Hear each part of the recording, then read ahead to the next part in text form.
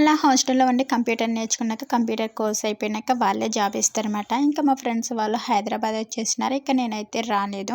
ఇక నేను వద్దామంటే మా అన్నయ్య మాత్రం పంపియలేదు. ఎందుకంటే మా అన్నయ్యకి నేనంటే చాలా ఇష్టం. దానివల్ల ఎక్కడికి వెళ్ళొద్దు, ఇంటి దగ్గరే ఉండు, నువ్వు లేకపోతే నాకు బోర్ కొట్టేస్తుందని చెప్పేసి అయితే నన్ను ఎక్కడికి పంపించలేదు. ఇక మా ఫ్రెండ్ వాళ్ళు జాబ్ చేసుకున్నారు. ఇంచుమించు ఒక 6 మంత్స్ అలా అయిపోయింది. ఇక 6 మంత్స్ నుంచి మా అన్నయ్యని అడుగుతూనే ఉన్నాను, నేను హైదరాబాద్ వెళ్తాను అన్నయ్య, జాబ్ చేసుకుంటాను అని.